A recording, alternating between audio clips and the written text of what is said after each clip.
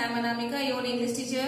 Today I will teach you English translation class 4, chapter 3, part 2. We had already discussed part 1 in where is use of was and where. Chapter 3 का part 1 already हम लोगों ने last class में discuss किया है in how to make a sentence in affirmative sentence. कि affirmative sentence में हम लोग translation कैसे बनाएंगे, वो होता क्या है, was और where का यूज हम लोग कहाँ करेंगे, ये हम लोग सभी लास्ट क्लास में पढ़े थे. But today's once again I repeated where is use of was and where.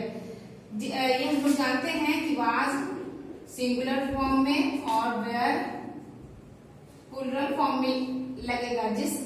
जिस सेंटेंस के लास्ट में था, जिस सेंटेंस के लास्ट में थे उसमें था, जिस सेंटेंस के लास्ट में था रहेगा उसमें हम लोग क्या लगाएंगे, was. जिस सेंटेंस के लास्ट में थे उसमें हम लोग where लगाएंगे.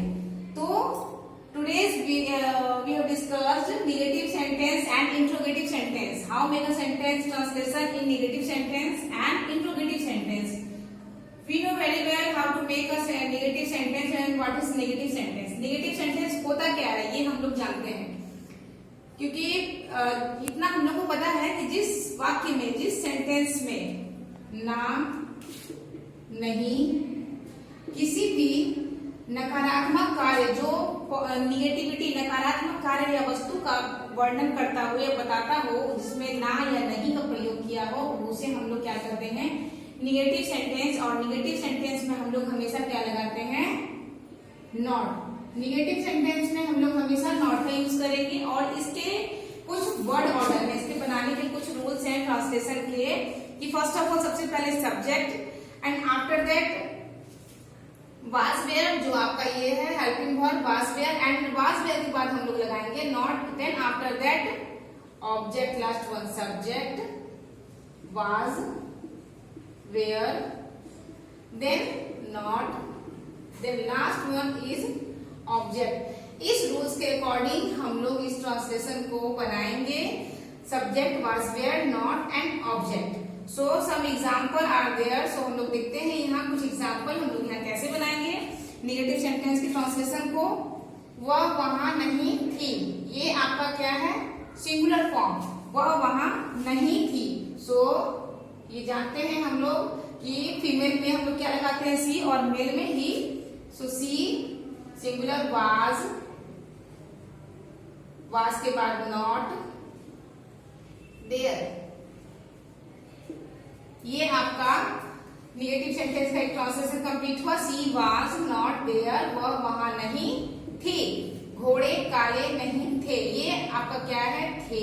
प्लूरल, मोर देन वन, एक से ज्यादा घोड़े के बारे में आपको बताया जा रहा है, ये देखना है. ये अगर घोड़ा काला नहीं था, एक घोड़े के बारे में नहीं, एक से ज्यादा घोड़े के बारे में है. सो द हॉर्सेज, प्लूरल में एस लगेगा. अगर सिंगुलर रहेगा तो हॉर्स, द हॉर्सेज. और लास्ट थे में क्या लगाएंगे, were, not black. The horses were not black. So घोड़े काले नहीं थे, हम जल्दी में नहीं थे. हम, ये भी आपका प्लूरल है, वी वेयर नॉट इन हरी. सो इतना हम लोग देख लिए कि प्लूरल में वेयर और सिंगुलर में वाज का प्रयोग करेंगे और वाज वेयर के बाद ही हम लोग नॉट का प्रयोग करेंगे. यहाँ देख रहे हैं, वे बहुत मोटे नहीं थे, ये भी आपका प्लूरल फॉर्म में है. सो दे वेयर नॉट, बहुत मोटे. So very fat. अध्यापक बस में नहीं थे, ये टीचर, अध्यापक were not in the bus. The teacher were not, teachers were not in the bus. So ये अध्यापक बस में नहीं थे. मैं रसोई में नहीं था, I was not in the kitchen. So इतना हमेशा ध्यान रखना है कि जिस वाक्य के अंत में थे रहे उसमें वेयर का यूज, जिस वाक्य के अंत में था रहे उसमें वाज का। ये आप लोग को सेंटेंस पढ़ के समझ में आ जाएगा कि सिंगुलर फॉर्म कौन सा है और प्लूरल फॉर्म कौन सा है, और वाज वेयर के बाद ही हमेशा नॉट का प्रयोग होगा। Now last one is interrogative sentence, यानी कि इसे क्या कहेंगे, प्रश्नवाचक वाक्य। ऐसे वाक्य, ऐसे सेंटेंस में जिसमें कि हम कोई क्वेश्चन पूछते हैं, कोई प्रश्न पूछा जाता हो, कोई क्वेश्चन अराइज किया गया हो, उसे ही हम लोग कहते हैं interrogative sentence. But interrogative sentence के वर्ड ऑर्डर कुछ डिफरेंट है। So let us see interrogative word, then was where, then subject, now next to last one is as usual object। But इसमें एक चीज ध्यान रखना है, वन मोर थिंग, कि इन केस इंट्रोगेटिव सेंटेंस में कोई प्रश्न पूछा जा रहा है और उसमें ना या नहीं का यूज हो तो सब्जेक्ट के बाद हमेशा नॉट का प्रयोग होगा। सब्जेक्ट, ये हमेशा सब्जेक्ट के बाद ही नॉट का प्रयोग होगा और वाज वेयर पहले होगा, उसके बाद सब्जेक्ट। और निगेटिव सेंटेंस में नॉट का प्रयोग सब्जेक्ट के बाद होना है। सो इसके कुछ एग्जांपल्स हैं, सो हम लोग यहाँ देखते हैं। ये वर्ड ऑर्डर हमेशा ध्यान रखना है। सो इसके एग्जांपल में देख रहे हैं, क्या मैं उसके साथ था। इसमें तो कोई नहीं का प्रयोग नहीं है, निगेटिव सेंटेंस में, सिंपल इसमें ये क्वेश्चन पूछा जा रहा है, क्वेश्चन कहा जा रहा है क्या मैं उसके साथ था। मैं आई के साथ हम लोग क्या लगाते हैं, देखना है, आई के साथ क्या लगाते हैं, सिंगुलर है, आई वाज। आई के साथ वाज लगेगा, सो वाज को हम लोग क्या लिखेंगे, पहले वाज आई, उसके साथ विथ हिम। एक चीज और ध्यान रखना है कि इंट्रोगेटिव सेंटेंस में हमेशा क्वेश्चन मार्क, ये क्वेश्चन मार्क देना मोस्ट इंपॉर्टेंट है, हमेशा क्वेश्चन मार्क ही होगा। क्या वह आलसी था, वाज ही लेजी। क्या वे पढ़े लिखे नहीं थे। इसमें हमने आपको ऊपर बताया है वर्ड ऑर्डर में कि वाज वेयर के बाद सब्जेक्ट, और अगर निगेटिव सेंटेंस इंडिकेट करना हो तो सब्जेक्ट के बाद नॉट का प्रयोग हो। सो यहाँ देखते हैं, क्या वे पढ़े लिखे नहीं थे। इंट्रोगेटिव वर्ड वे, ये प्लूरल फॉर्म है, वेयर दे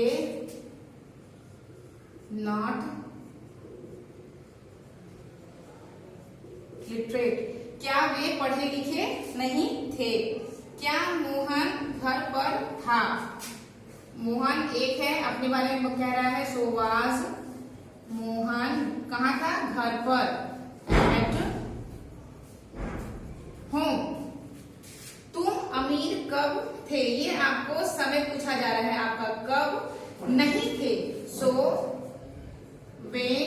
ये तुम है, ये प्लूरल फॉर्म है, लास्ट वर्ड क्या है आपका, थे। सो आपको पता है थे की जगह पे क्या आएगा, वेयर, व्हेन, वेयर, यू के बाद क्या, नहीं, नॉट, रिच। ये आपका कंप्लीट हुआ, when, where, you, not, rich. तुम अमीर कब नहीं थे। सो कब समय पूछा जा रहा है, ये हम पहले लगा दिए हैं, व्हेन। यू के साथ क्या लगता है, where, when, where, you, not rich. हो गया ये आपका कंप्लीट। वह खुश क्यों नहीं, क्यों थी, ये भी आपका इंट्रोगेटिव दिया है, तो वाई। वह सिंगुलर है, सो वाई वाज सी